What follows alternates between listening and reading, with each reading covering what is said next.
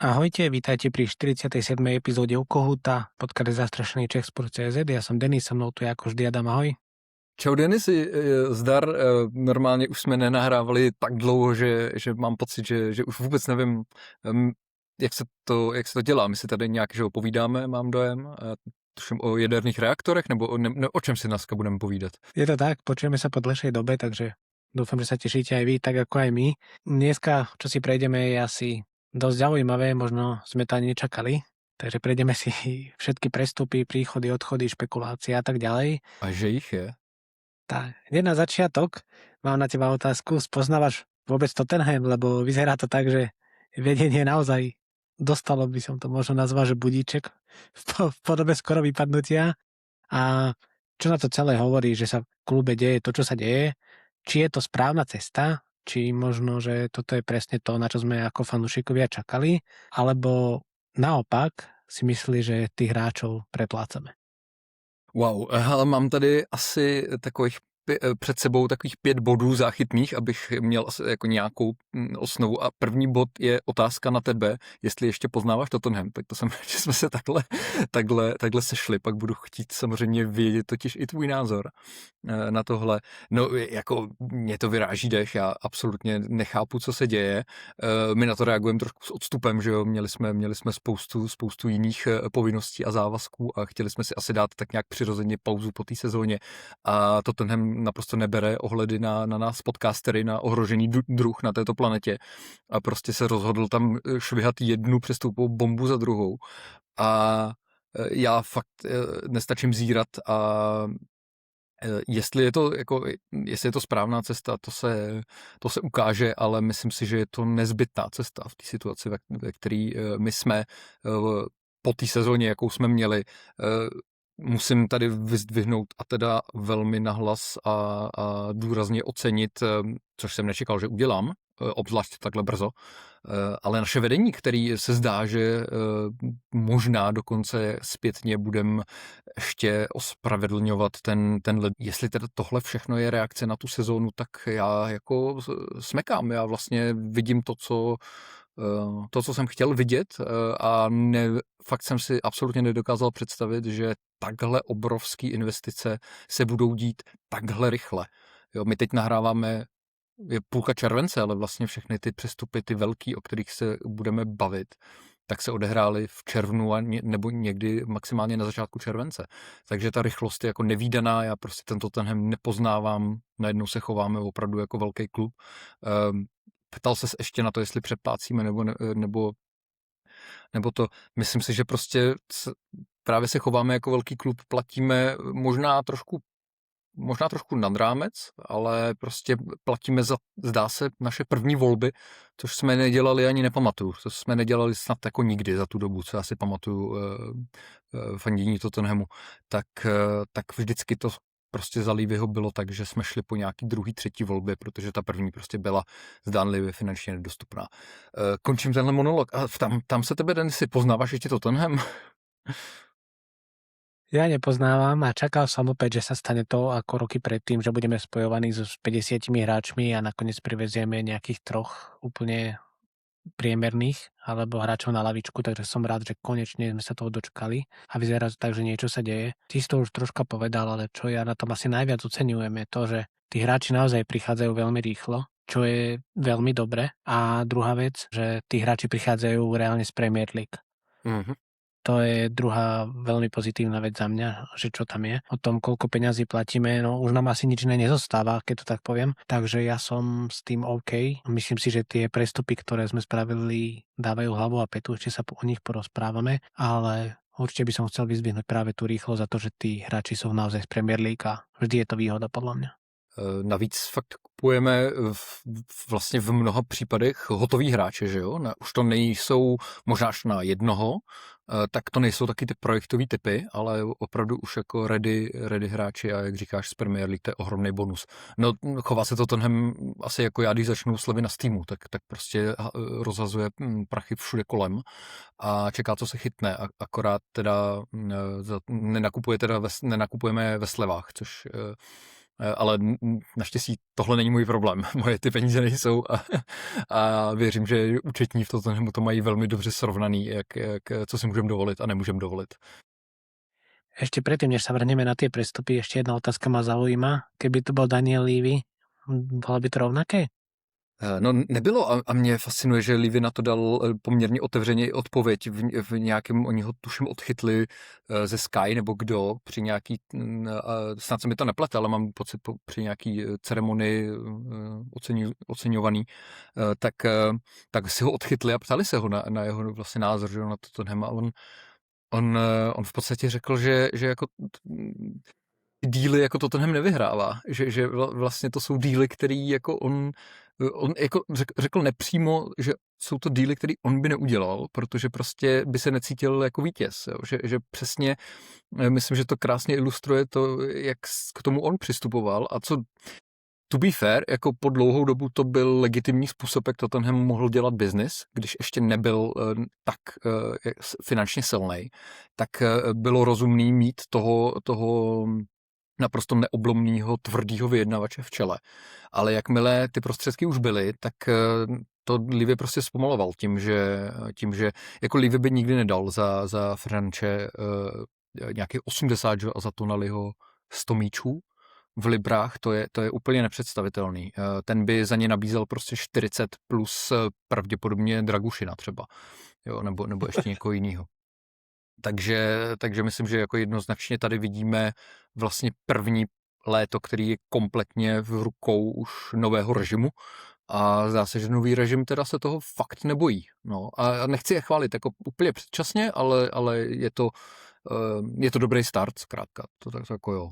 Súhlasím s tebou a ešte by som dodal možno, že aj napriek tomu Levy, aký je, tak vďaka nemu môžeme robiť toto, čo robíme teraz. Tak. Že treba mu dať za to kredit, ale som rád presne, že vyzerá to tak, že bolo potrebné, aby tam bol niekto iný na to, aby sme robili takéto prestupy a aby sme sa chovali tak ako veľkoklub. Keď prejdeme na teda príchody, tak najprv ich možno vymenujem, že teda Robertson, Senesi a Dubravka prišli za free, potom prišiel Van Hecke za tuším 52 miliónov, potom rekordný transfer Fernandesa za cca 85 a následne druhým rekordným transferom Tonali, cca 92 plus nejaké bonusy, takže je to ako ty hovoríš 100 miliónov a môžeme začať asi tým, že ktorý prestup sa tebe najviac páči a rovno povedz, že prečo. Tak, vzal bych to asi ve dvou rovinách, takže hned budu trošku alibista a řeknu dvě jména, protože na jedno to nedokážu zužit. Mě ambicí jednoznačně, předpokládám, že to bude mít jako většina lidí, prostě ambicí je jednoznačně ten top přestup Tonali, to prostě přetáhnout z Newcastle hráče, o kterýho úplně očividně stály i jiný týmy v Premier League, týmy, které jsou na tom daleko líp než my. Ostatně i ten Newcastle je na tom prostě líp než my, sportovně měřeno v posledních sezónách. Tak tohle hráče urvat je fakt statement jako prase a je to hotový hráč, je to hráč, který jako úplně okamžitě je oparník nejlepší středopolař, jakýho máme.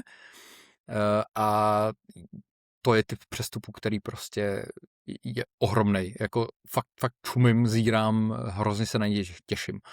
Ale v druhém sledu, tak já se možná ještě trochu víc těším na Mateuše Fernandéše, který je přeci jen jako ještě hodně mladý, zároveň už ty zkušenosti z Premier League má, takže to není jako úplně projektový hráč, ale do jistý míry je to ještě projektový hráč, ale hlavně se mi strašně líbí jeho herní profil a prostě vím, nebo jako tuším, že má ten prostor, kam ještě růst, jako že ještě to není ten úplně hotový artikl. Takže na něj se těším velice a prostě to, že spolu předpokládám, že tohle prostě bude ten double pivot v prvním zápase sezóny, tak já už se nemůžu dočkat startu Premier League. Vidíš to stejně, nebo tam máš jinýho favorita? No, vidím to podobne, súhlasím a začnem trošku možno od konca, že obidva Tonali a Fernández sú, by som to možno nazval, že generalisti, že v ničom nejak extra nevynikajú, nič nemajú nejaké extra slavé, že nebude to typická šeska, bude to presne ten double pivot, čo si hovoril a som nadšený z oboch. Môj obľúbený prestup z tohto je Fernández a keď mám povedať hráča, ktorý si myslím, že ho budeme najviac chváliť, alebo bude mať najlepšiu sezónu, tak to myslím, že bude Vanheke. A dám hot take a bude to upgrade na Romera. Já s tvým hot-takem souhlasím. Okay. Předem se omlouvám, protože já mám nějak z nějakého důvodu zafixováno v hlavě, že Vanheke jako je z nějakého důvodu v mé hlavě Jean-Paul, což je samozřejmě úplná kravina. Takže když to tady někdy řeknu, tak sorry, je to samozřejmě Jan Paul, jakožto Nizozemec. Takže Jan Paul Vanheke je v podstatě jako Romero, akorát s klidnější hlavou, takže já myslím, že to bude prostě změna k lepšímu. Možná, jestli se rovnou od něj odpíchneme, možná to můžeme vyřešit tohle totiž zároveň. Ono se zdálo, že jo, respektive asi jsme si všichni říkali, že když přicházel Vanheke, tak je jasný teda, že to je náhrada za Romera. A Romero od konce sezóny ještě dřív tak nějak otevřený tajemství, že Romero půjde pryč v létě. Přišel Vanheke. A najednou se zdá, že jako Romero bere zpátečku a z toho jeho kempu to skoro vypadá, že nakonec by mohl i zůstat. Dovedeš si představit, že Romero zůstane, nebo zatím vidíš jako, že nějaký třeba vyjednávání a zdržovací taktiky a já nevím co. Mám na to viacero pohľadov asi. Myslím si, že nie je to Romerov tým, ale je to skôr o tom, že žiadny tým nejak extra nejaví až taký záujem Romera. Respektíve možno javia záujem, ale nie za také peniaze, ako by Tottenham chcel. Ja si fakt myslím, že on pôjde a pôjde za 40 miliónov.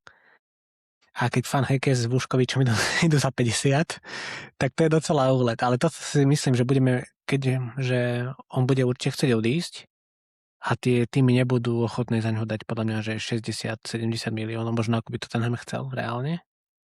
A obávam sa, že budeme musieť ísť cenou dole a predáme ho za 40 miliónov a potom v tom kontexte toho Vanhekeho a Vuškoviča napríklad to bude zaujímavé. Ale nemyslím si, že zostane teda. Souhlasím asi s tím, že Romera nikdo nechce vyplácnout ty peníze, který asi Tottenham, ale podle mě teda právem požaduje, protože jakkoliv prostě Romero má svoje nedostatky, tak je to prvotřídní obránce v mnoha ohledech. V mnoha ohledech je world class. Já trošku doufám, že mu ještě zvedne cenovku mistrovství světa, obzvlášť třeba pokud Argentina opět urve titul, takže by přeci jen to třeba to Atletico Madrid mohlo jako poštouchnout a vyplácnu to za něj. A říkám si taky, že my možná žijeme podobně, jako jsme asi nečekali prostě ty masivní příchody, které předvádíme, to, jak se chováme na přestupovém trhu, tak já jsem třeba vůbec nečekal, že se dokážeme nějak efektivně zbavit Dragušina a zbavujeme se ho za v podstatě peníze, za který jsme ho přivedli, což mi přijde teda úplně insane, takže snad zvládneme toho Romera prodat nějak podobně chytře. Ale abychom se teda nezasekávali na Romerovi, když máme tolik nových jako blízkých hraček, o kterých se můžeme bavit, tak pojďme na to. Chceš zůstat u toho Vanhekeho nebo rozebrat nejdřív? Myslím to chronologicky, jak si to uděláme. Je mi to asi jedno, ale súhlasím ešte s tým pri tom Romerovi, že má ešte 2 zápasy pred sebou, nahrávame teda v stredu, takže dneska hrajú s Angličanmi a je dosť možné, že ak zahrá 2 dobré zápasy, ak postupia, tak to by nám mohlo pomôcť za ňo získať viac peňazí. Prípadne Atletico pravdepodobne predá možno Alvareza, takže nejaké peniaze by mohli mať, ale to už vôbec neviem, ako na tom sú, ale to len tak špekulujem. Toho by taky mohli prodat k nám, mimochodem. To nezlobil bych se. To by bol masterpiece, no. A ešte k tomu Tonalimu, ja len chcem dodať, že akože De Zerbi je úplne, že podľa mňa crazy kúzelník, lebo ako presvedčí Tonaliho, aby šiel k nám, je podľa mňa jeho masterpiece a iba vďaka nemu prichádza do Tottenhamu. Takže, čo som videl, takže vraj mali spolu nejaký 2-hodinový rozhovor, kde ho docela presvedčil. Plus neviem, či náhodou nie sú z rovnakého mesta, zrovna, alebo niečo také. Ano, jsou, ano. Máš pravdu. Ale určite v tom hral teda veľkú rolu De Zerbi. A myslím si, že vlastne pri všetkých hráčoch, nielen pri ňom. Určitě rozhodně, tady jako je nutno mu přiznat obrovský kredit. Je vidět, že je to prostě, že má jméno, je to no podobně jako Ange, u něj se taky vlastně často že zmiňovalo při těch přestupech to, že přesvědčil ty hráče svojí vizí během vzájemných rozhovorů, telefonátů. Skoro jako přijde mi, že se to objevuje v tom prostoru fotbalových přestupů čím dál častěji, nejen jako nevím, jo, jako když by mi můj nový šéf 2 hodiny vysvětloval moji pracovní pozici, tak já bych spíš asi u toho usínal, ale nedokážu si to vůbec představit, jo. Takovou poradu na Zoomu ještě než máš podepsaný kontrakt. Ale dobře, asi to tak je, ale říkám si, jako nakolik to je nějaký prostě marketingový PR sdělení těch klubů, jako aby ukázali, že ten manažer má prostě důvěru vedení, že to je ta důležitá figura a tak dále. Byť nechci tímhletím zpochybňovat, že De Zerbi je opravdu jako zásadní figura v těchto přestupech, o tom jsem naprosto přesvědčený. Súhlasím. Možno by som teda začal pri tom Van Hekem alebo Senesim. Můžeme už říct možná tak nějak pospolu, že? Asi hej, že za mňa obidva sú výborné prestupy, akože Senesi je za mňa tiež masterpiece zadarmo takého hráča, klobúk dole. A akože tie progresívne prihrávky, to je presne to, čo De Zerbi chce, prečo prichádzajú obidvaja. Van Heke pod ním aj hral, ak sa nemýlim, v Brightone, pozná ho, takže tam podľa mňa nie je o čom. Som zvedavý, že ako De Zerbi to bude riešiť v tej obrane, že keď rátam, že Romero odíde, tak Van Heke je vlastne jeho náhrada a čo so Senesim alebo s Van de Venom, že ako to poskladá, na to som veľmi zvedavý. Teším sa na to, ale ja som teda z oboch týchto prestupov nadšený, ale kľudne povedz, ako to vidíš ty. Nadšení samozřejmě sdílím, to asi není úplně překvapivý. Jsem zvědav na tu levou pozici, protože jako jak jsme se bavili o tom, že oba si myslíme, že Romero odejde, tak naopak teda u Van de Vena vlastně jsem ani nezaznamenal nějaký spekulace, ale možná jsem jenom špatně koukal, možná nějaký existují, ale já jsem si nevšiml žádných spekulací o tom, že třeba Van de Ven by mohl někam odcházet, takže tam počítám, že prostě zůstane. A tam teda s tím Senesim jsem taky zvědav, jak to bude, jestli teď jsem chtěl říct, jako jestli budou nějak rotovat spolu, ale to na těch stoperech se úplně nedělá, že jo, z dobrých důvodů. Jako chceš mít tu obranu prostě stabilní, chceš, aby si ty stopeři navzájem rozuměli.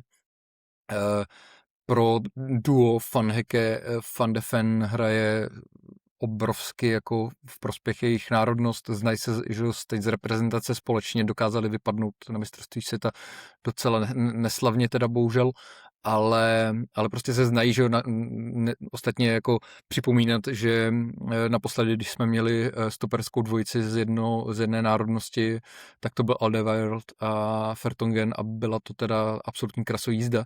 Tak bych rád věřil, že když máme druhou dvojici z Beneluxu, tak to bude vypadat podobně. Na druhou stranu ten Senesi jako splňuje hrozně moc, co De Zerbi určitě bude potřebovat ve svém stylu. On je vlastně nejlepší z celé ligy v minulé sezóně, dal nejvíc progresivních přihrávek směrem dopředu, takže v tom je vlastně úplná elita, úplná ta smetánka. No a Van Heke, tak přesně, a Van Heke je v nějakém 97. percentilu nebo něco takového, takže fakt jako oba jsou totálně, možná vlastně je to první a druhý nejlepší stoper v tomhle ohledu a my máme oba. Takže to je jako obrovská zbraň, kterou tam vzadu teď De Zerbi bude mít, ale zároveň teda ten Van de Ven tam jako tak trčí, no, protože jako tušíme, že má nějaký i rezervy, jo, že třeba jeho braní ve vápně jako není úplně top. Určitě nemá tak dobrou progresi jako přihrávkama, jako právě třeba Senesi, ale umí ten míč vyvést, takže možná si De Zerbi bude cenit toho, ale hlavně vlastně De Zerbi Van de Vena fakt jako extrémně chválil, když v tom závěru sezóny, jakože to je, tuším, že o něm řekl, že to je jeden z nejlepší obránce Premier League, což jako je možná trošku přehnaný, možná mu tím chtěl jako zvednout morálku, ale zase to vyhlásil do světa, tak by bylo divný, kdyby se popřel o pár týdnů později. Takže myslím, že má vlastně příjemný problémy k řešení teď De Zerbi. A fakt mě zajímá, jako nedokážu odhadnout, jak se k tomu postaví. Jak třeba vidíš pravděpodobně to, že Van de Ven by hrál levého beka? No je to jedna z variant, potom ešte druhá varianta je na 3 stoperov, keď budeme hrať klasicky na 4, tak si myslím, že Senesi bude na lavičke, že Van de Ven predsa len bude ten hráč, ktorý bude hrať určite od začiatku. Hlavne kvôli tej rýchlosti. Van Hecke tým moc nevyniká tou rýchlosťou, takže aj kvôli tomu si myslím. Znie to na papieri dobre, keď to tak poviem, že Van de Ven by mohol hrať toho ľavého, ale nevidím to příliš reálně. Já bych upřímně byl radši, aby se to jako nedělo. Mě tam prostě z nějakého důvodu jako nesedí na ty levý obraně. Ale jo, jako Decer by nevyvedl by mě z omylu poprvé, takže, takže třeba ho tam nějak uplatní pořádně. My se teď bavíme hodně, že o pozitivech, tak vidíš tam na těchto dvou nějaký možná ne úplně negativa, nebo prostě nějaký jako jejich rezervy, nějaký riziko, který je s nima spojený v té obraně? Áno, a jedna vec je podobná ako pri Romerovi s tou rozhrávkou, že tým, že oni dávajú kopu tých progresívnych príhrávok, tak môžu dosť často aj kaziť a tým pádom je jednoduchý nejaký protiútok a tak ďalej, čiže to je prvá vec. A druhá vec je, bojím sa trošku tej rýchlosti, že to môže byť problém s tým, že budeme hrať ten front foot futbal a to nás môže niekedy zraniť, keď tí hráči budú hrať na protiútoky. A ešte, keď zhrnieme ostatné prestupy, tak bojím sa docela aj našich standardiek potom. Vidíš tam ještě něco jiné? Ne, já jsem právě trošku jako narážel právě na ty standardky, no, protože tam bych taky viděl, jako Van Hecke je teda ve vzduchu, mám dojem, jako jestli ne výborný, tak jako solidní, prostě kvalitní, ale ten Senesi, tam myslím, že ty rezervy má ve vzduchu a vlastně má i, že Van de Ven to taky není jako hlavičkující stoper. Takže tam myslím, že nás může trošku tlačit Bota směrem dozadu. No. No, hlavne aj Tonali Fernández nie sú tiež akože hráči, ktorí by vyhrávali nejaké extra súboje, myslím hlavičkové. Jasně. Takže aj z tohto dôvodu to môže byť, že tie štandardky budeme mať tento rok slabšie, ale uvidíme. Elegantně se přesouváš do středu pole. Môžeme ísť, ja som povedal, že Fernández je môj obľúbený prestup z tohto, zatiaľ teda. Mne sa on veľmi páči, keď som pozeral West Ham, hlavne konci sezóny, keď som pozerával ich zápasy, tak patril podľa mňa, že prvý alebo možno druhý najlepší hráč West Hamu. Asi tam bol ten Mavropanos, ktorý neviem, či to aj náhodou nevyhral. A potom ešte on a občas Somerville. Čiže to boli takí traja hráči, ktorí ma z West Hamu zaujali. A ten Fernández je podľa mňa podobne ako Tonali, že má viac menej všetko. Keď tak poviem, je stále mladý. A to je rozdiel medzi našimi mladými hráčmi a ním. Podľa mňa ho triedu ďalej ako Bergwall či Gray. A má podobný vek ako oni. Hrá takmer non-stop. Ja akože výborný podľa mňa na lopte. Pripomína mi to, no bude to trošku úlet, ale že pripomína mi on, ako si kryje loptu Hazarda napríklad. Že no, ako strašne vie dobre využívať svoje telo, podľa mňa. Že vie si jednoducho zakryť loptu a ťažko sa mu ju berie. Takže ja som nadšený. Otázka je, že stále je to mladý hráč. Hovorí sa, že dvakrát teda v podstate vypadol, ale to ja by som v podstate nebral vôbec do úvahy. Myslím, že aj Madison napríklad vypadol nejak. Určitě, to jsme kupovali, že z Leicesteru, který si stoupil. Ano. Takže takže v tom ja by som vôbec nevidel problém a myslím si, že si budú sedieť s týmto Nalím. A aj v tom doufám, no. No jasně, já se na Fernandeše tak zmiňuješ Hazarda, já zase zmíním nevyhnutelné srovnání, jakmile máš středopolaře, který má pověst driblera, tak ho musíš jako fanoušek Tottenhamu srovnat s Mousou Dembelem, takže já doufám, že naplní byť jen no ne zlomek, to by bylo zase moc málo, ale že jako zvládne vyplnit tak 1 3/4 kopačky Mousy Dembeleho a pak to bude famózní přestup. Hrozně se na něj těším, úplně jako podepisu všechno, co jsi řekl.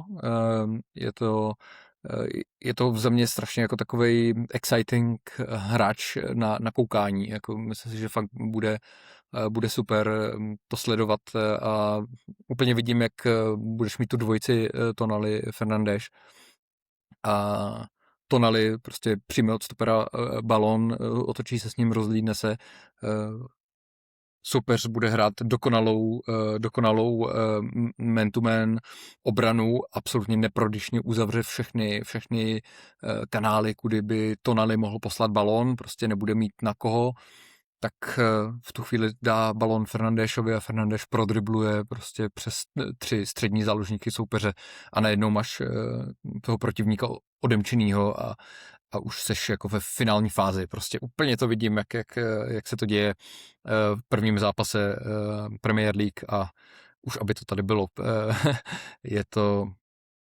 Je to fakt jako, už se trošku cyklím, ale ten Fernandes opravdu se na něj těším neskutečně. A mě trošičku možná jako nebo ne odrazuje, ale trošičku znervozňuje právě to, že jako vlastně zářil dvakrát v týmech, které se stoupily, ale jak říkáš, ono jako i jiní hráči, jako Scotta Parkera jsme minule kdysi taky brali z West Hamu, který tuším se stupoval tehdy. Takže... A my jsme skoro vypadli. Jo. No, jasně, jo. No, takže jo, jako to, že prostě u toho Tonaliho je asi jistější, že jako předvede ten vysoký standard jako na ty vyšší úrovni hned. Jo, že ten Fernandes možná přeci ještě jako nějaký ten krok před sebou má, takže otázka prostě, pokud budeme cílit v té nadcházející sezóně na Evropu, což pravděpodobně cílit budeme a pravděpodobně jako budeme cílit na Ligu mistrů, že jo, tak možná ten Fernandes ještě jako bude potřebovat trošku nějak pošťouchnout, ale věřím, že to dá ten krok nahoru. Že celý ten tým teda udělá ten krok nahoru, aby bylo jasno. Veľmi sa teším, zároveň 85 miliónov je za mňa teda veľa za takého hráča, že ja by som kľudne 50 by bolo veľa lepšie. Jasne. Ale odštartoval to podľa mňa asi Elliot Anderson s tvojim prestupom a vyzerá to tak, že tí záložníci sa budú hýbať v takýchto nejakých sumách. Aj keď teraz som videl, že Tielemans išiel do United za 35 alebo niečo také. Takže uvidíme, ale som rád, že hovorím, že sme to vyriešili takto rýchlo, takúto dvojicu, tak som zvedavý, že či iba my sme na nejakom takom obláčiku, alebo aj ostatní fanúšikovia to vnímajú rovnako. Môžeme prejsť potom asi na Robertsona, ja k nemu asi nemám nič, bavili sme sa o tom už trošku v minulom videu. Skúsenosti, líder za mňa, ok, som zvedavý, koľko toho dohrá, že či budeme na to tú kvalitu ešte, aby posadil Udogiho, myslím, skrz výkony, nielen skrz to, že Udogi bude zranený. Takže som zvedavý. Myslíš si, že Robertson ide ako dvojka, alebo si myslíš, že odohrá viac zápasov napríklad ako Destiny? Dovedu si představit, že odehraje víc zápasů, protože myslím, že v jeho prospěch v tomhle ohledu prostě bude hrát to, že Tottenham čeká zpravidla jeden zápas týdně. Jo, byla by jiná situace, kdybychom prostě hráli Evropu, jakoukoliv Evropu, ale to, že tam fakt ty odpočinky budou mezi těma zápasama, tak myslím, že i Robertson jako v pokročilejším věku, řekněme, tak bude schopnej odehrát toho dost. Nechci říkat jako drtivou většinu, to samozřejmě nevím, ale myslím si, že ho to vlastně v tu chvíli nelimituje tolik ten věk a ta fyzická výkonnost. A prostě pokud on bude fit, jakože on bývá fit, on myslím, že není úplně jako injury prone, tak pořád je to jako excelentní levej back, hlavně co se dopředu týče. Takhle konkrétně prostě má úplně excelentní centr, že jo. Má fakt jako elitní centrovaný balony a to jako prostě chceš mít na straně, úplně obvysly. Takže věřím, že jako bude velká zbraň a že Udogi jako jednak bude mít problém se zraněním a to myslím, že prostě se jako dá čekat, že to by bylo naivní si myslet, že ne. Takže to nějak přirozeně vznikne prostor pro Robertsona. Ale jinak, když Udogi bude zdravý, naopak, když bude zdravý, tak jako poskytuje jiný herní styl než Robertson, takže myslím si, že se podělí nějak možná i jako takticky, že to bude alternovat. OK, a posledný asi teda prestup je Dubravka. Je to downgrade na Vikária a Obávaš sa o brankársky post, alebo nie? Československé golmanské duo. To jsem nečekal, že se stane. Takhle jako downgrade na Vicaria výkonnostně, no asi ano, to je jako asi není úplně kontroverzní, když tak se se mnou pohádej jako patriot. Ale je to úplně jako jiný profil golmana, že jo, jako Vicario prostě, když přicházel, tak přicházel jako jednička, Dubravka úplně očividně přichází jako zkušená dvojka, která má krýt záda Kinskýmu, který si teda tím pádem vysloužil místo jedničky, má nový kontrakt, že jo, takže prostě dostane tu sezónu a myslím si, že pro Kinského je jako ohromný bonus, že přichází jako slovenský bratr, že jo? Že prostě si bude mít s kým pokecat, že prostě ten Dubravka má v té Premier League odehráno, nevím kolik, ale jako hodně zápasů, že jo? Že jo? Chytal za Newcastle, za Burnley, že jo? Byl i v United, takže prostě ty zkušenosti má vrchovatý a když prostě Kinský bude mít nějaký trable, tak mu bude krýt záda a to myslím, že je jako velmi, vlastně je to za mě velmi zase chytrý deal a jsem rád, že prostě Kinský dostane ten rok na to, aby ukázal, že má na to být jednička. Jo? A když se ukáže, že prostě ne, tak příští rok můžeme řešit golmana, ale tohle léto má a prostě jiný pozice mají jednoznačně přednost. Takže za mě jako Dubravka skvělý kup. Vicario by nechtěl dělat dvojku, nebo evidentně nechce dělat dvojku. Já nevím, jestli se zaznamenal ten jeho kryptický post na tuším Instagram, to byl prostě nějaký sacky. Takový Nejaký ten líder, jako... niečo také? Ano, leader not follower. Hej. To si dáš prostě na sociální sítě, pokud je ti 13, anebo prostě přestupuješ jinam. Jo? Tak já jenom doufám, tam to nějak taky trošku utichlo ty spekulace, tak doufám, že nějaký ten italský klub po něm sáhne, že ho udáme. No. Jako poděkuju mu za všechno, myslím, že odved jako obecně kvalitní výkony za Tottenham a hold prostě už jako dosloužil a v pořádku prostě pojďme dál a Dubravka je výborná volba na dvojku. Tak je to rozumné doplnenie kádra, pozná tú ligu, má skúsenosti, neprichádza za veľké peniaze, takže za mňa len pozitíva plus Československo je podľa mňa dobrá kombinácia aj pre nich. Myslím, že Kinskému to môže len pomôcť. Keby náhodou, tak si myslím, že odchytá to svoje. A keď bolo úplne najhoršie, tak ty si hovoril, že v lete sa to budúci rok môže riešiť a pri najhoršom by sa to mohlo riešiť aj v zime, ale dúfam, že také problémy nebudeme musieť riešiť. No. Tak. Môžeme prejsť teda asi na odchody a ja by som začal hneď druhým hot-takeom a to je za mňa výborný predaj Uškoviča. A som zvedavý, čo na to povieš ty. Počkej, ty si ten hot take nechceš vůbec obhájit, jo? To tě mám rozcupovat. Tak. Myslím, že potom sa vyjadrím, keď povieš. Dobře, hele, možná trošku nečekaně, ne, že bych úplně souhlasil, ale nebudu až tak radikálně proti, jako si možná čekal tou otázkou. Mě to jako mrzí, jo?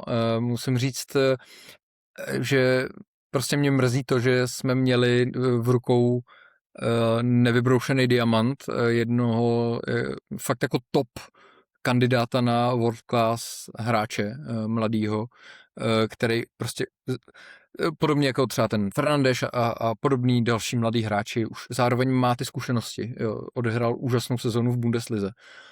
A mě prostě hrozně mrzí, že ho neuvidíme fakt ani na jeden zápas za ten Tottenham. To je prostě hrozná škoda za mě. Ale jedním dechem dodávám, že zatímco ještě před měsícem bych byl spíš naštvaný z tohohle odchodu, tak jak říkám, teď mě to spíš jako mrzí. Už jsem s tím jako smířený, i protože jsme prostě na té stoperské pozici posílili, takže jako Van Hecke jako velmi zmírňuje tuhle ránu. Taky jsme viděli Vuškoviče hrát na mistrovství světa, viděli jsme nějaký jeho jako rezervy, nebylo to úplně ideální, ty výkony, který on tam předvedl. Takže to trošku taky zmírnilo ten blow. A pak samotné podmínky přestupu vlastně taky jsou ve výsledku fajn. Jo. Ta cenovka za něj, já bych si teda představoval i víc, ale v podstatě jsme si za něj pořídili toho Fanhekeho, tak jako dobře. Ale co mě jako uklidňuje víc, tak je vlastně to, že jednak máme tam nějaký ten salon, že jo? Nějakých těch 20% myslím ze zisku z příštího prodeje. A zároveň máme ty takzvaný matching rights, neboli když někdo nabídne za Vuškovič nějakou částku, Brighton ji přijme, tak musí vlastně notifikovat Tottenham a Tottenham má právo tu nabídku dorovnat a vlastně mít přednost v tom prodeji. Takže je to vlastně dost bezpečný přestup. A poslední věc, kterou k tomu řeknu, Vuškovič, já to z jeho pohledu beru, ale vlastně si mě úplně nezískal tím jako přístupem, že úplně očividně, a znovu říkám, já to z jeho pohledu to chápu, jo, ale pro něj úplně očividně prostě Tottenham byla přestupová stanice do předního velkoklubu evropského, dával to jako velmi hlasitě najevo, a jako kdybychom ho teď jako sezonu hráli, jo, i kdybychom mu dali tu pozici jedničky a on by zářil, tak vlastně tak nějak víš, že on nevydrží v tom Tottenhamu, jo, že prostě už pokukuje jako o krok dál a vlastně v tom Brightonu bude dělat úplně to samý. On jde do Brightonu, aby hrál, aby prostě hrál pravidelně, aby se ukázal a aby příští léto ho kupoval Bayern nebo Real nebo PSG nebo někdo takovej. Takže i z tohohle pohledu jako vlastně už mě to nedrásá tolik a spíš říkám, mrzí mě, že ho jako vůbec neuvidíme v tom Tottenhamu, ale hold, co se dá dělat, no takých mladých jako talentů už bylo a ještě bude, tak uvidíme, jestli nám proteklo zlato mezi prsty, nebo jestli jsme se za 40 mega vyhli kulce a ještě jsme z Brightonu udělali blbečky, no, takže asi tak. OK, ja vlastne mierne súhlasím s tebou, že tiež samozrejme rád by som ho videl u nás. Na druhú stranu, keď robíme takéto veľké zmeny, ako musíme robiť, tak bohužiaľ k tomu patrí aj nepopulárne rozhodnutia a myslím si, že za koľko sme ho kúpili? 10-15 miliónov? Niečo také asi. Predali sme ho v podstate za 50, takže mne to vôbec nevadí. Hovorím podobne ako ty, že rád by som ho asi videl za nás pár zápasov. Na druhú stranu, keď on zjavne vyzerá to tak, že tu nechce byť, to je jedna vec.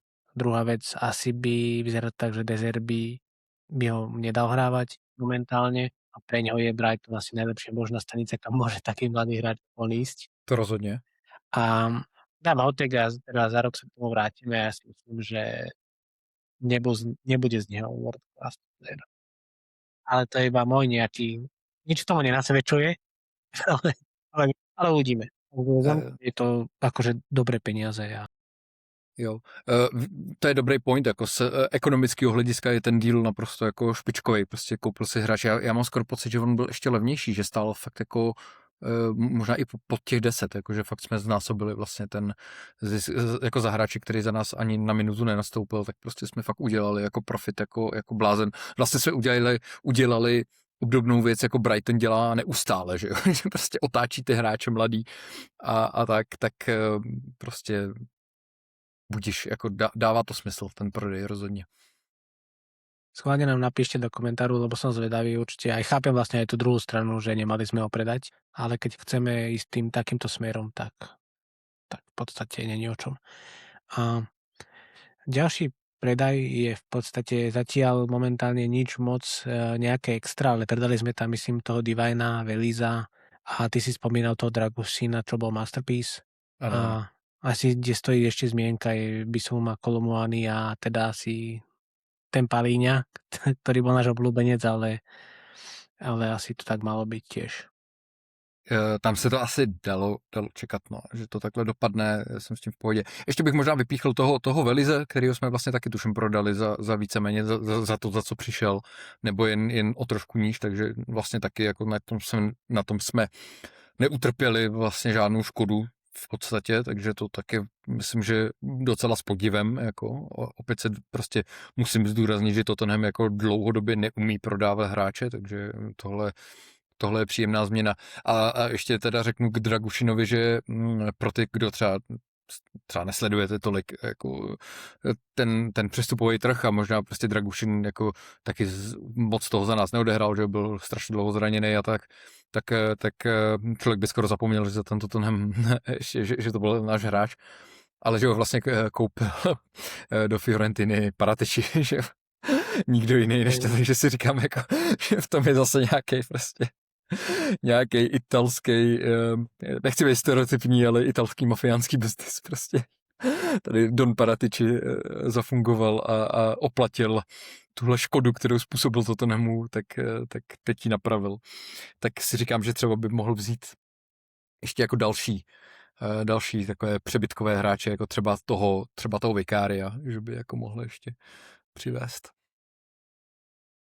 Tak ako si aj hovoril, že tie vlastne odchody my nevieme vôbec speňažovať, tak s tým naprosto súhlasím a to potvrdzuje možno aj ten Vuškovič, že v podstate Bale, Kane a Walker? Ešte niekto? Přesně. A to je asi všetko, nie? No. No takto narýchlo, akože keď si poviem, že tak Vuškovič je náš v podstate štvrtý najviac hodnotný predaj, tak to o niečom svedčí, no. No, jako my jsme mohli prodávat Eriky Dyery do United za 50, že jo, Dele Alliho do Realu za 100 a tak, ale předržovali jsme ty hráče.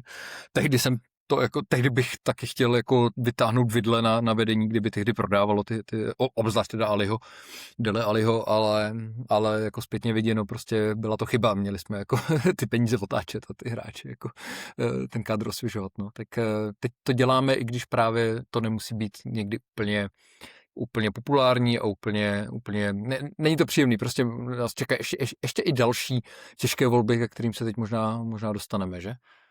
No, môžeme asi, že vidím to, alebo vnímame to asi rovnako, že ešte tam je priestor na to nejakých hráčov padať, teda získať nejaké peniaze späť. Čo také najjednoduchšie je podľa mňa, že ten Sár asi už jeho čas to podľa mňa skončil a za ktorú by sme mohli dostať, ja neviem, 20-30 miliónov. Vôbec neviem, to len tak typujem. Uh-huh. A to by bol podľa mňa taký jednoduchý predaj, že asi už u nás podľa mňa nemá miesto. Ďalší, ak privedieme útočníka, je podľa mňa Richarlison. Myslím, že tam ešte ten Ashley Phillips napríklad. A potom asi ideme k tomu Vicáriovi. Myslím, že Inter Milano sa o ňo zaujíma, takže to by tiež mohlo byť nejakých 10-20 miliónov asi. Môžeme ísť teraz na dve mená, ktoré v poslednej dobe som videl a skloňujú sa možno s odchodom a jedno je Jet Spence a druhé je Lucas Bergwall. Tak v prípade, čo na to hovoríš a ako by bola možno suma, za ktorú by si bol ty ochotný ich pustiť? No, tady to už je právě složitější. To už jsou ty odchody, ty si správně jako vyjmenoval ty odchody, které vlastně by nikoho asi nebolely, že jo? To jsou ty logický, příjemný odchody, které prostě nějak jako nezhoršují kádr, naopak ten kádr je momentálně obrovsky jako nabobtnalej, obzvlášť jako na ročník, kdy nebudeme hrát žádnou Evropu. Takže je potřeba ho radikálně ještě zúžit. A to prostě jednak ty příjemné odchody, ale pak ty hodně nepříjemné odchody a do nich se teda řadí za mě oba tyhle hráči, který se jmenovali, jak Jet Spence, tak Lucas Bergwall. Skoro přemýšlím, u koho začít, protože u obou je to jako těžký, ale začnu teda u Bergwalla, že jo, jako já se ho nechci prostě zbavovat, jo, protože prostě věřím, že tu kvalitu má a že bude výborný. Ale asi se smiřuju s tím, že příští rok jako nebude v našich barvách, že je to hráč, po kterým někdo sáhne a on bude předvádět tu kvalitu jinde a buď toho budeme prostě litovat za pár let, anebo by si zasloužil aspoň těch 40, klidně, jako si myslím, že bychom mohli ždímat z potenciálních zájemců i víc. A jakkoliv jsem říkal, že jako věřím, že Bergwall tu kvalitu má a že ji ještě ukáže, tak jako je to pořád ještě hodně nehotový hráč. Takže jako těžko prostě u nás jako může hrát základ s těma příchodama, který jako jsme udělali. A ta lavička prostě pro něj není, no. Takže tam očekávám teda, že odejde, pokud se najde nějaký zájemce, jako předpokládám, že se najde. Případně by se to dalo řešit nějakou hostovačkou a viděli bychom, no. To by možná byl nakonec jako nejlepší způsob za mě, jak tohle rozlousknout. A ještě poslední věta k němu, než ti předám slovo, mám zároveň ale dojem, že možná z klubu, a teď přemýšlím, jako jestli jsem to zachytil špatně, nejsem si teď úplně jistý, ale možná z klubu, že zaznělo vlastně, že Bervála se zbavovat nechtějí. A s tím ti předávám slovo, než se nebo dostaneme ke Spencovi, tak ať to máme v celku, tak co říkáš na Bervála a jeho budoucnost? Ja to možno skrátim, lebo súhlasím viac menej s tebou, s tým, že u mňa je to podobné ako s Vuškovičom, aj keď Bergvall patrí k mojim obľúbeným hráčom momentálne, tak ak niekto dá za neho 50-60 miliónov, 40 by som vlastne predával, 50-60 je podľa mňa hranica, kde by sme ho mali predať. Ja osobne si myslím. Za 60 bych ho střelil určite. Jo. Hej, neviem, či za 40, možno, že aj to. Že asi sa musíme posunúť ďalej, nehral by veľa. Nemáme tam tú Ligu majstrov a predpokladám, že si teda necháme asi Archieho Greya a bude tam ten Bentancur ešte, takže asi podľa mňa nemusíme až tak plánovať do budúcnosti, lebo zatiaľ sa nám to moc nevyplatilo, keď to tak poviem. Ja by som ho predal a naozaj, aj keď mne sa páči, tak fakt neukázal zatiaľ ten potenciál, ktorý asi má. No nevideli sme ho. Podľa mňa až tak. Velmi útržkovitě, že jo, on měl prostě vždycky jako záblesky, ale bylo toho málo, jo, upřímně bylo toho málo. On v té svojí první sezóně vlastně vyhrál hráče sezóny, že jo, což jako nebylo zasloužený za mě. A byla to taková anomálie, jo, ale prostě, no. U něj bych teda ještě podotkl jednu naprosto zásadní věc, že pokud odejde, tak to tenhle přijde o jako armádu náctiletých fanoušků a faninek, který na sociálních sítích zbožňují nejen jeho, ale obzvlášť teda kombinací jeho a Archieho Greya. Takový boyband ve středu hřiště. Dokonale protějšky, prostě tmavé vlasy, světlé vlasy, že jo, tmavé oči, modré oči a blablabla. Takže jako potenciálně jako odejde velká základna, která si kupuje merch s těmahle dvěma hráčema. Takže tak. No a druhý těžký odchod je teda ten Jet Spence, nebo nevím, jestli za tebe je těžký, za mě určitě je těžký. Já bych teda Spence nepouštěl. A vlastně chce se mi skoro říct ani za nic. Jo, což samozřejmě je přehnaný, protože když za něj přijde nabídka 60 milionů, tak bych ho teda pustil. Ale ona pravděpodobně taková nabídka jako nepřijde. My vidíme teď prostě na mistrovství světa za Anglii, možná ne vyloženě září, chtěl jsem říct, že září, ale minimálně hraje jako velmi, velmi slušně. A on jako, za mě je to pro nás hráč, který jako řeší ty kraje obrany, jo. My prostě teď konečně máme na levé straně 2 hráče a na pravé straně 2 hráče. Na levé straně máme toho jednoho hráče, který je velmi pravidelně zraněný, to znamená, že tam máme 1,5 hráče a tu druhou půlku doplňuje Jet Spence, který tam může naskočit z pravé strany, přičemž na pravé straně je primárně hráč, který zase jako nikdy zraněný není. Ale když hraje moc, tak jeho výkony jdou... No a jako kdybychom prodali Jeda Spence, nebo tak prostě tak zase scháníme jako na pravou obranu teda backup za Pedra Pora.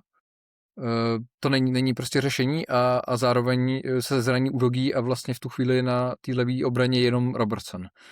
Jo, a takhle prostě ten Spence pořád vykrývá jako 3/4 pozice pravýho beka a 1/4 pozice levýho beka. Je prostě strašně důležitý hráč. Mentálně mi přijde hrozně jako solidní. Myslím, že do kabiny je vlastně dost jako výborný element a je takový svůj, je to už je teda jako neracionální a nepeněžitá, neekonomická osobní rovina, ale prostě je to pro mě to takový sympatiák. Hraje s takovým stylem jako neortodoxním, těžko by se nahrazoval podle mě, takže já Spence se teda zbavovat nechci. Ale zas na druhou stranu chápu, že anglický reprezentant taky chce hrát furt. Taky chce hrát v základu a má nárok hrát v základu, nebo nárok. Má právo ukázat, že v tom základu hrát může v Premier League a podle mě teda určitě může. No, takže se nedivím, že jako ty spekulace prosakujou, ale byl bych nerad, kdybychom se ho zbavovali. Si bolo příjemný, tak ja budem stručnejší asi, ale opäť je to taká nuda, ale súhlasím viac menej so všetkým, že Sorry, já to vždycky vyzobu všechno, takový obvious, no, ale... je to OK, že za mňa Jet Spence je parádny hráč, proste squad player a problém je ten, že ona si chce hrať a cez toho porá sa tam nedostane momentálne. Vyzerá to tak. Nemáme ani tú Európu, takže opäť zápasy menej. Tým, že tam prišiel aj Robertson, takže už aj na tej ľavej strane by hral asi menej. Takže chápem, že by chcel odísť a dáva to zmysel. A myslím si, že všetky možno kluby mimo top 6 by ho chceli okamžite. A to isté aj zahraničné kluby, myslím, že aj Inter Milano alebo niekto tam bol. Je to opäť Angličan, takže keby ho predáme do anglickej ligy, tak podľa mňa by to bolo, že ja neviem, 50 miliónov, vieš, že English tax. A je to opäť o tom, že dokážeme ho ako nejak normálne nahradiť. Nemyslím si. Takže ja by som sa tiež Spensa nezbavoval, nie že by príliš chcel odísť. A dáva to vlastne zmysel, že by chcel. Ještě záložní varianta, že bychom mu nabídli levé křídlo. K tomu sa môžeme dostať. A už keď sme pri pravom obrancovi, tak možno môžeme zmieniť to, že Poro teda postupuje do finále po výhre nad Francúzskom, kde bol najlepší hráč, dal gól a hral je aj najlepší a možno je aj najlepší hráč na tých majstrovstvách, čo som ja zápasy videl, myslím práve obrancu, že možno najlepší pravý obranca na tom šampionáte. Ale no to len tak som odbočil a ešte zaujímavosť, že vlastne posledné 3 týmy a vyzerá tak, že budeme mať v Tottenhame majstra sveta ďalšieho. Takže to je bolo fajn, ak neodíde. To je jako etablovaná tradice, že jo, to už vlastně máme dlouhodobě, mám pocit, možná s výjimkou teda roku 2014, to myslím, že jsme tam nikoho neměli jenom protože tehdy Lev z nějakého důvodu pominul Luise Holtbyho ve svém výběru. Jinak bychom měli mistry světa už, já nevím, od nějakého roku, no 20 určitě Dobrá, môžeme teda prejsť asi na to, že čo by sa muselo stať, aby ty si dal tomu prestupovému obdobiu 10 z 10? Tak to se můžeme takhle elegantně se přesouváš do té kategorie těch spekulací, o kterých se ještě mluví. To bych vytknul vedení, že vlastně nás nadopovali na konci června nebo v červnu a na začátku července jednou bombou za druhou a teď už jako 14 dní jsme na suchu a já mám absťák. tak pěkně prosím tady do žíly prostě dalšího hráče za 100 mega, děkuju. No, určitě musíme přivést toho levýho křídelníka, pokud tam nechceme postavit Jeda Spence. Tam se dlouhodobě řeší Savinho. Já o něm na rozdíl od minulého roku nejsem přesvědčený až tak moc, ale jako budíš. Řekněme, že těch mnoho přestupů, které jsme si tady zatím probrali, tak mě naplňují optimismem, že víme, co děláme, což teda neznám takový pocit u Tottenhamu moc často. Takže i to Savinha bych jako jim najednou teď věřil o něco víc. Ale než teda zmíním další jména, o kterých se spekuluje, tak teda levý křídelník, no a pak ten útočník, o kterém jsme se bavili tady v té minulé epizodě, co jsme spolu nahrávali, jak jsme dělali tu velkou inventuru, tak to jsem říkal, že si moc nedovedu představit, že bychom vypláceli obří peníze za útočníka, tak teď už si to dovedu představit o něco víc najednou.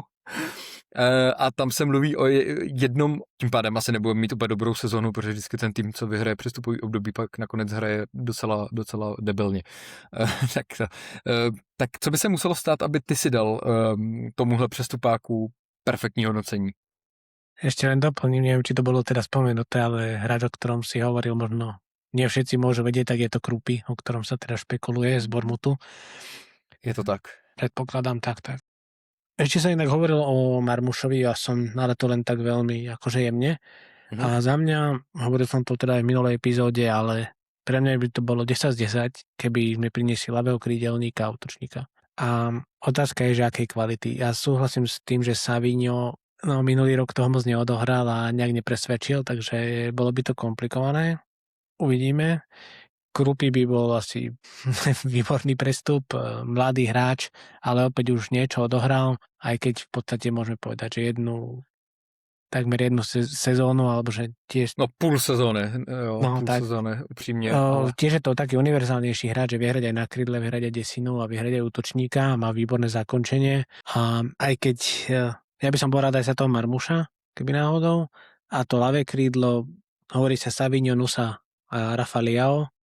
A možno z tejto trojice, Savinho, Nusa, Leao, alebo ešte možno máš nejaký tajný typ, že koho by si možno ty chcel? Ne, já moc jako já spíš to dělám tak, že vždycky počkám, kdo se teda vyvrbí jako v těch spekulacích a pak si o těch hráčích zjišťuju víc, protože nezvládám bohužel sledovat jako víc evropských soutěží, takže v tomhle jsem trošku jako alibista nebo takový jako pohodlnej, nedělám si vlastní scouting moc a vždycky čekám vlastně na ty spekulace. Takže ano, mám vlastně toho Nusu, to jsem ani tolik nezaznamenal, ale Savinha a Lea určitě. A tam teda bych, jako Leao je taková zase exciting volba, ale Savinho by mi přišel takový jako rozumnější z těchto dvou. Protože Leao, tam mám trošku jako obavy, aby to nebyl další Dombele. Myšleno ne Dembele, ale Dombele, tak. Aby bylo jasno. Dembele by to mohol byť. No aj keď je to tiež výborný hráč, ten Leao, ale asi všetci tam máme nejaké pochybnosti o jeho hlave a hlavne o jeho prístupe. Podľa mňa, že to je to o tom celom asi, že asi nepochybujem o tom, že to je výborný hráč. No mám takový dojem, že on od té doby, co podepsal tu novou smlouvu v AC Milan, že jo, což, jestli se nepletu, jsou 2 nebo 3 sezóny, ale tak prostě poslední 2 sezóny on už má v zásadě dost jako takový průměrný, jo, ačkoliv prostě ten talent jako, když jsem ho viděl třeba v Lize mistrů a takhle, tak jako neskutečný, jo, o tom žádná prostě, jo, a pokud jakoby přišel, no tak já samozřejmě tady budu taky slavit, jo, protože budu prostě nadšenej a budu doufat optimisticky, že prostě u nás jako unlockne svůj potenciál. To u každého hráče, který přijde, budu v tohle doufat, jo. Takže ze všech budu mít radost, když přijdou, to říkám jako předem, aby pak jsem nebyl obviňovan z pokrytectví. ale jako jo, trošku tam ta kontrolka bliká prostě, no. Jaký to s ním bude. Nebo by bylo, tak. Keby na mne, tak ja by som do toho asi nešiel, je to podľa mňa príliš veľké riziko, ktoré sa môže vyplatiť a určite by mu všetci fandili, ale môže sa stať, že 50 miliónový hráč by sedel na lavičke úplne v pohode. Přesně a toho sa troška bojím, že je to príliš veľký risk. Naopak ináč, podľa mňa každý na tom ľavom krídle je dosť veľký risk, takže som zvedavý, ale dúfam teda, že niekto príde, ale vyzerá to tak, že by sme mali na to niekoho priviesť. A keby ešte aj ten útočník, tak to je naozaj dream, že keby mi niekto povedal predtým, ako začne ten prestupak, že už by sme spravili takéto prestupy a špekuluje sa o ďalších, tak by som bol nadšený, ako aj vlastne som. Jo, je to fakt jako neskutečný obrat. Je to fakt, mám pocit, že je vidět, že teda vedení jakkoliv navenek se snažili tvářit, že se vlastně nic neděje a že jsou hrozně v klidu, tak asi to tam udělalo přeci jen ten boj o záchranu, tam udělal pořádný vítr a nějak to aktivoval.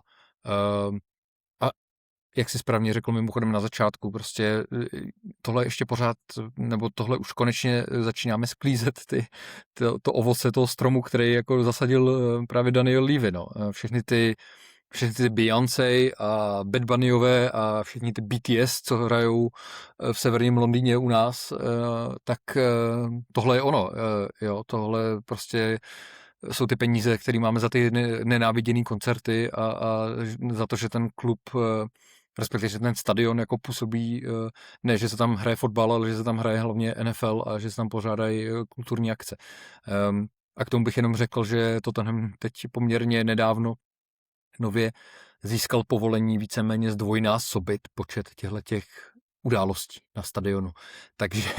Takže příští léto pomalu, nebo možná ještě rok potom, tak se můžeme těšit jako na ještě jako dvojnásobnou dávku peněz příjmů z tohohle streamu finančního, neskutečný. Jo. Možná budeme prostě za 2 roky podepisovat tady Mbappého a Lamine Yamala, protože nám to zaplatí prostě Beyoncé a BTS. Takže nová éra prostě. Je ešte niečo, čo sme neprebrali? Už sa neviem dočkať inak toho zápasu. A môžeme si dať taký verejný prísľub, že keď podpíšeme ďalšieho hráča, tak spravíme epizódu. Můžeme udělat nějakou kratší, že jo, nějaký emergency Tak, podcast. Jo. Takhle, když podepíšem Krupyho, tak prostě dejme podcast, protože to myslím, že teda bych asi i bouchnul šampaňský. OK, tak keď to ešte zhrnieme, tak za nás asi obidvoch môžeme povedať, že zatiaľ fantastická práca od nášho vedenia. Dúfam, že im to vydrží a prinesieme ešte teda minimálne tých 2 hráčov. To by bolo fajn. Máme výborných stopérov, ktorí sú v tej špičke Premier League, takže tam nie je o čom. Pred nimi bude Tonali, podľa mňa hráč, ktorý dokáže kontrolovať tempo, bude behať 99. minúte, je proste neúnavný, je to taký vylepšený možno Gallagher. Je to podľa mňa fyzický, aj keď on mi nepríde na prvú, že je to fyzický hráč, tak naozaj je. Potom v kombinácii s tým Fernandézom je to podľa mňa super dvojka, takže sme nadšení, už normálne sa fakt neviem dočkať tej sezóny. Jak sme minulý rok boli v podstate každý týždeň sklamaný, tak snáď sa to otočí, aj keď aj pred sezónou minulou sme si mysleli, že to bude lepšie a nestalo sa, tak dúfam, že nás nesklamú, ale už sa fakt teším. No. A ešte želáme našim chlapcom, nech vyhrajú majstra sveta a otázka je, že kto to zvládne. Tak, jsem rád, že jsi vzpomenul, jak jsme se cítili vlastně touhle dobou minulý rok, nebo možná ještě něco později minulý rok, že to byl veskrze optimismus, tak doufám, že tentokrát je to opodstatnější, než to bylo minulý rok. Věřím tomu, že je, ale je prostě fakt jako insane, jak je to na houpačce ten fotbal, že jo, jak prostě ještě jako 2 měsíce zpátky jsme tady ruku v dlaních a dneska jako doufám, že jste si všichni tuhle sluncem zalitou epizodu užili, protože jako to není úplně často, abychom mohli nahrát takhle úžasný díl, kdy chválíme vedení a tak vůbec, takže já jsem si to moc užil, díky za to. A snad není poslední tahle taková přestupová pecková epizoda. Tak, ak sa vám epizóda páčila, dajte like, odber, 5 hviezdičiek, neviem čo všetko, zdieľajte to, píšte komentáre. Hlavne ma možno zaujíma názor na toho Vuškoviča, prípadne ako hodnotíte zatiaľ ten prestupak, či ste z toho rovnako nadšení ako my, alebo nie. A ešte, koho by ste radi videli ako ďalšieho hráča v Spurs. Tak jo. To je na dnes všetko, majte sa. Komunius Pros. Mějte se, zdar.